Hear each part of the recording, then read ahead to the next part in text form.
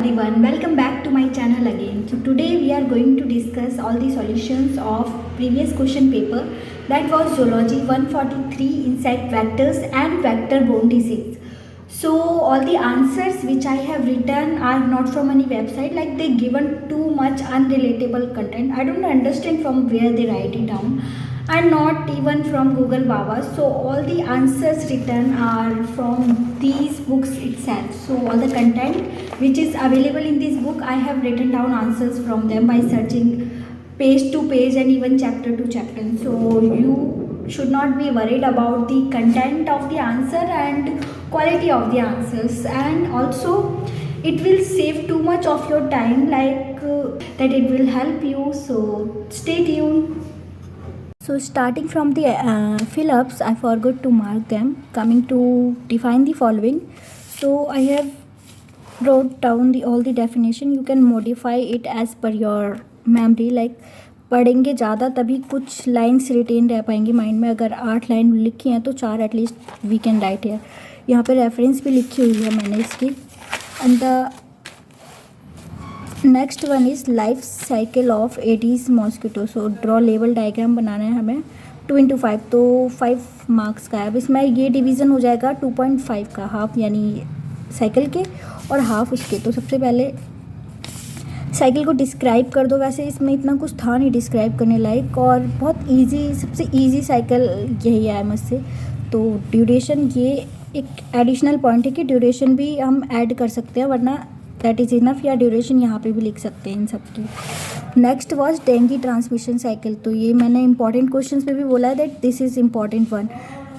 तो dengue transmission cycle, इसको अगर और एक्सप्लेन करना है तो पूरा इसी फॉर्म में एक्सप्लेन कर सकते हैं कि हेल्दी पर्सन ट्रांसमिट होता है, उसके बाद इंट्रिंसिक इंक्यूबेशन स्टार्ट होता है, and so on the process and cycle goes on. Now next one was ecological factors for काला ज़र. तो मैंने बोला था ना कि कभी विसरल लीशमैनियासिस भी आ जाता है, एंड समटाइम्स डायरेक्टली नेम दे देते हैं. तो reference is here and answer is here. तो सबसे पहले डिस्क्राइब किया कि होता क्या है, व्हाट इज़ इट्स पैथोजन और अदर नेम क्या है. उसके बाद पॉइंट्स में राइट डाउन करोगे तो थोड़ा इफेक्टिव होगा आंसर. सो ये बहुत ही मस्ट टू डू क्वेश्चन है, याद करने लायक. Now next one was 5 control measures to keep house flies away. तो कोई भी 5 लिखने हैं. अब कंट्रोल मेजर्स में भी ना मैकेनिकल कंट्रोल हो सकते हैं, बायोलॉजिकल, केमिकल. तो ये अलग तरह से भी क्वेश्चन दे देते हैं कि राइट टू मैकेनिकल कंट्रोल या टू बायोलॉजिकल कंट्रोल. तो यहाँ से थोड़ा इफेक्टिव होगा कि based upon the type of question answer frame करना. तो next was of concept of IVM. ये भी इम्पॉर्टेंट क्वेश्चन है. 5 मार्क्स का यहाँ दिया है, असाइनमेंट वगैरह में 10 का होता है. तो reference is here and answer ये रहा. सबसे पहले डिस्क्राइब किया व्हाट इज़ IVM और इसका रोल क्या है, मेन एम ऑफ IVM क्या है. उसके बाद मैनी स्पेसिफिक एलिमेंट्स है, यानी क्या क्या किन चीज़ों पे काम करता है, की एलिमेंट्स क्या हैं इसके. तो बहुत सारे पॉइंट थे इसमें, तो कुछ भी लिख सकते हैं. Now next one was epidemiology of malarial parasite. तो एपिडेमियोलॉजी पर्टिकुलर टर्म का मीनिंग होता है spread and control, how a particular disease spread, या कोई भी पैथोजन है उसके बारे में. तो सबसे पहले एडिशनल पॉइंट कुड भी कि डिफ़ाइन कर दो व्हाट इज़ एपिडेमियोलॉजी. उसके बाद मलेरिया का एक्सप्लेनेशन थोड़ा सा. देन आफ्टर कि कौन कौन से मीजर्स हैं जो हम ले सकते हैं, उसके कंट्रोल मीजर्स और ट्रीटमेंट. एपिडेमियोलॉजी तो यही होता है. Now next medically important insect orders. तो इन्होंने सारे दे दिए हैं, स्पेसिफिक नेम नहीं दिया, तो हमें चारों लिखने पड़ेंगे. अब यहाँ पे 4 ऑर्डर्स हो गए, hemiptera, diptera, synoptera, siphonaptera and anoplura. तो इनके बारे में डिस्क्राइब करो थोड़ा, and example. That is more than sufficient. तो सेम मैंने सारे में किया है कि describe then example, describe then example. Now the next one was, तो अब देखो ट्रांसमिशन ऑफ प्लेग की एक और साइकिल इन्होंने दे दी.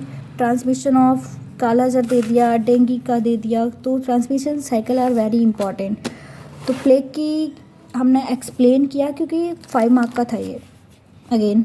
तो एक्सप्लेन व्हाट इज़ प्लेग, और उसके बाद ट्रांसमिशन साइकिल एक्सप्लेन कर दी. यू कैन इम्प्रूव डायग्राम, मैंने ऐसे ही जस्ट रफली ड्रॉ किया है.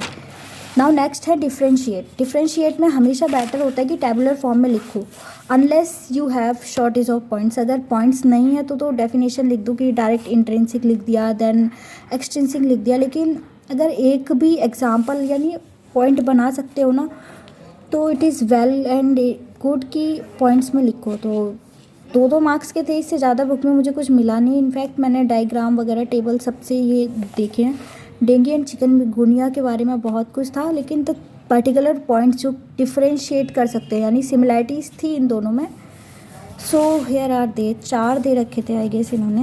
यस हाँ, 4th एंड 4th में कोई चॉइस नहीं थी, ऑल वर कंपलसरी. और ये है रेफरेंसेस कि अगर आपको खुद भी पढ़ना है, अगर अलग से देखने हैं.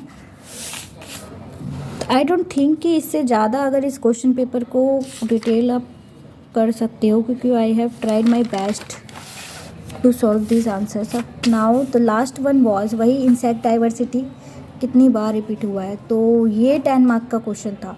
जनरली देते नहीं हैं, बट तो 10 मार्क का है तो थोड़ा और इम्पोर्टेंट लिखना पड़ेगा. रेफरेंस इज़ हेयर, 2 जगह दे रखा था, page number 10 and 21, block 1 unit 1.